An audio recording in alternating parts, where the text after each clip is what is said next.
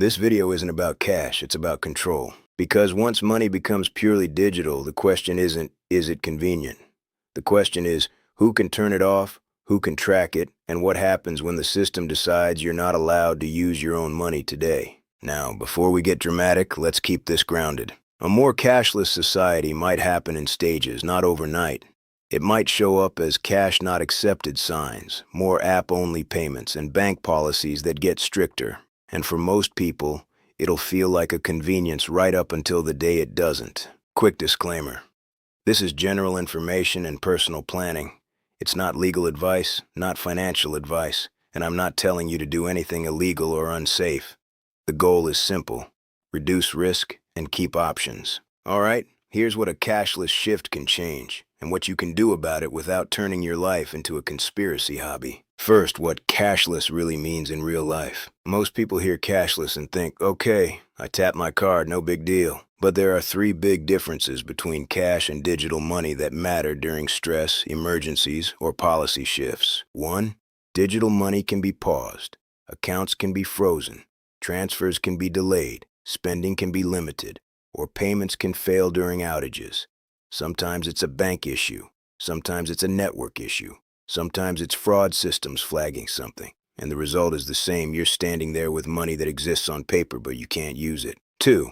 Digital money is trackable. Every purchase creates a record. That's not automatically evil, it's just reality. And when everything is tracked, your choices can be audited, categorized, and used for decisions you don't control, whether that's marketing, risk scoring, or policy enforcement.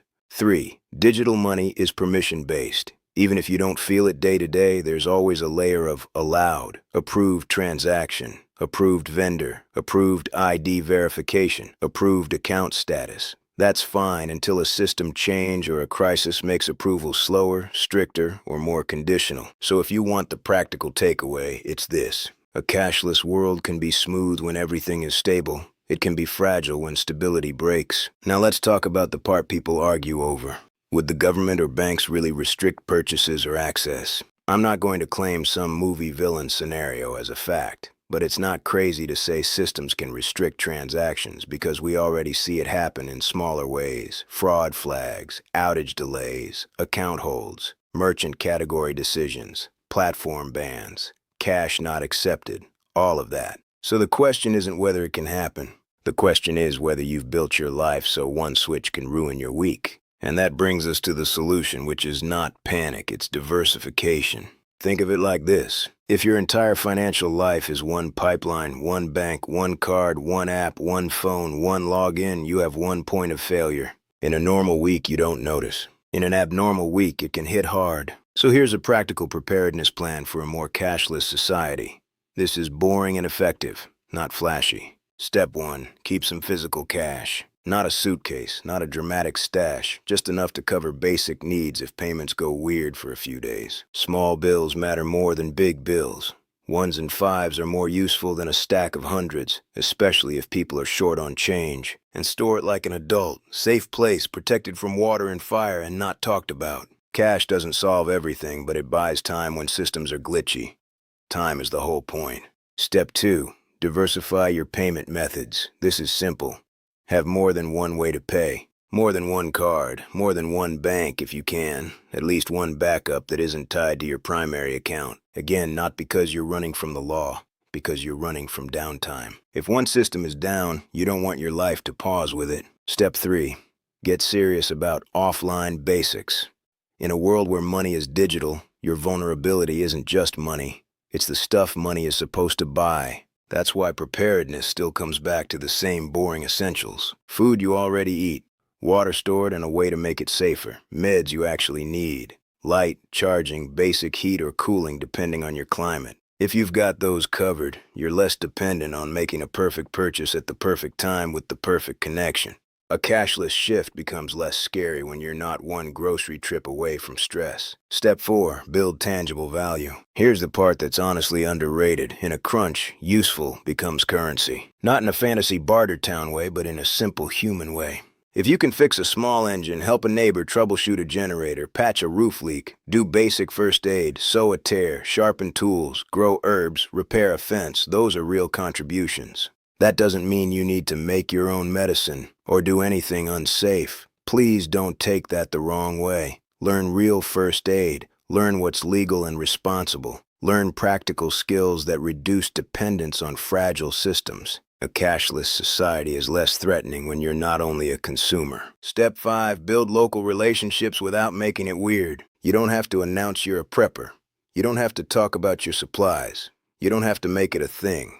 You just need to stop living like your neighbors are strangers. Because in actual disruptions, local networks beat online networks. If the internet is down, your social feed is useless. If the store is empty, your same-day delivery won't save you. But a neighbor who knows you, trusts you, and can share information or trade help is real resilience.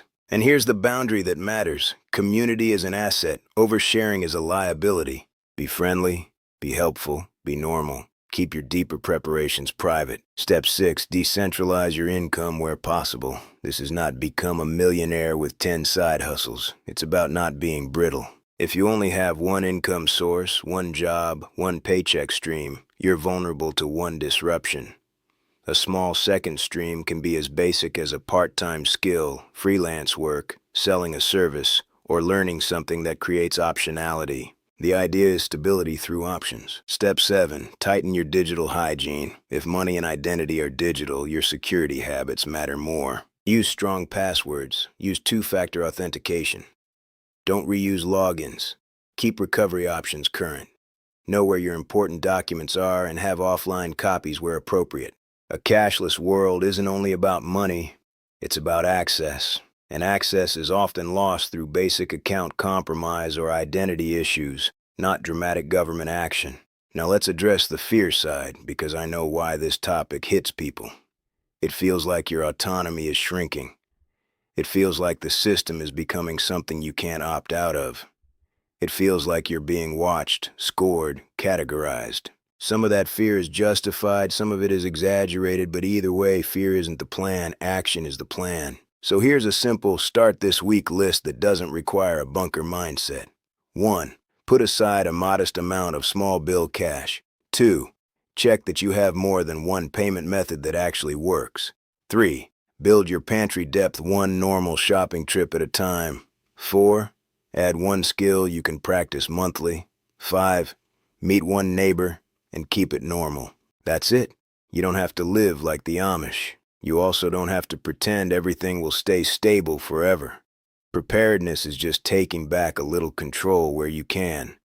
And in a world that's getting more digital, the most powerful thing you can do is keep your life functional even when systems get weird.